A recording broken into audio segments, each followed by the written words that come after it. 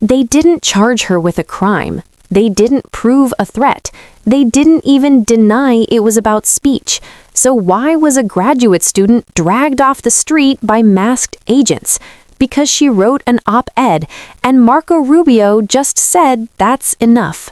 Representative Jayapal. Thank you so much, Mr. Chairman. Thank you, Secretary Rubio, for being here. On March 21st, 2025, the State Department approved the revocation of a student visa for Rümeysa Öztürk, a Turkish citizen who is a graduate student at Tufts University, apparently simply for writing an op-ed. According to an internal State Department memo, you took this action under your discretionary authority to revoke visas, and soon after you revoked her visa, armed and masked plainclothes officers snatched Ms. Öztürk off the street and transported her to a prison in Louisiana. Mr. Secretary, do you really think that Ms. Öztürk's op-ed results in a foreign policy consequence for the United States? I believe that case involves someone whose visa we never would have granted had we known ahead of time. I'm not asking you that question. I'm asking you if you think an op-ed,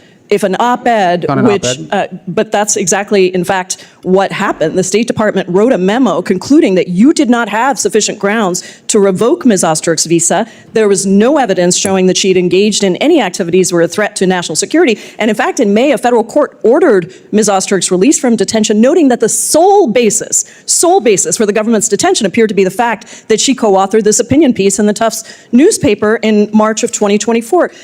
Where in the Constitution does it say that the Secretary of State can override the First Amendment protections of free speech? Is there a footnote that I missed somewhere? There's no constitutional right to a student visa. So, but is there a constitutional right? Does it say somewhere that Marco Rubio gets to determine which speech is appropriate and revoke student visas based on what you think constitutes free speech?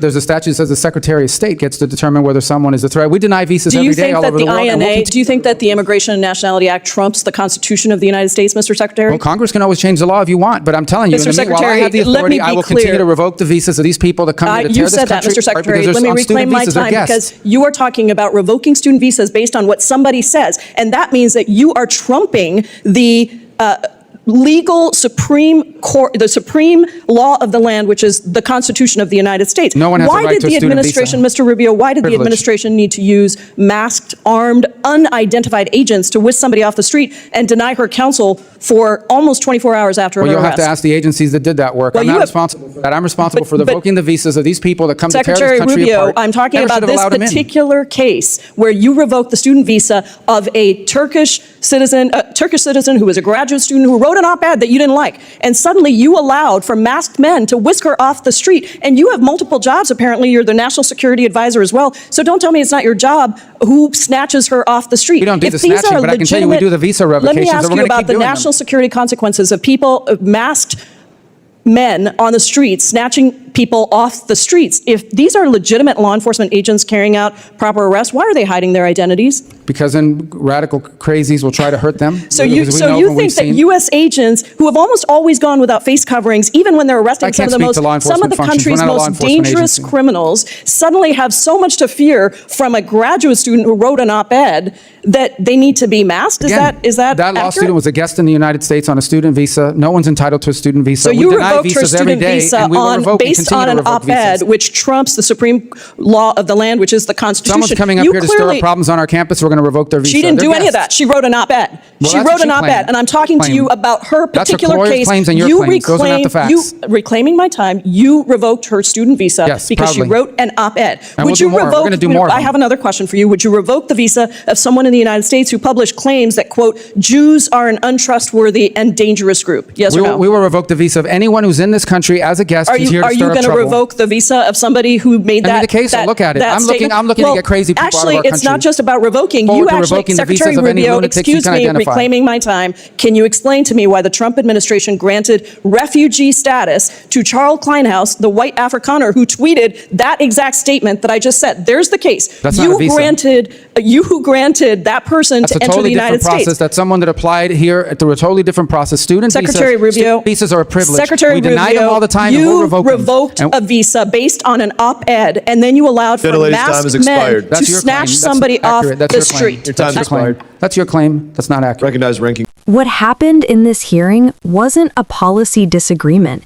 It was a constitutional alarm bell ringing at full volume. When Pramila Jayapal confronted Marco Rubio, she wasn't asking a theoretical question. She was asking why a graduate student at Tufts University was stripped of her visa, seized by masked federal agents, and thrown into detention solely for writing an opinion piece. Rubio's answer was chillingly simple. Student visas are a privilege, and he claims the power to revoke them based on speech he decides is unacceptable. Not criminal conduct, not violence, not espionage. An op-ed. That's the line crossed right there. Jayapal forced the issue back to first principles, the First Amendment. She asked repeatedly where in the Constitution it says the Secretary of State gets to decide which opinions are allowed. Rubio didn't cite the Constitution. He didn't even try. He hid behind statutes, process talk, and the dangerous idea that immigration law somehow overrides the supreme law of the land. And then came the moment that should terrify anyone who believes in civil liberties.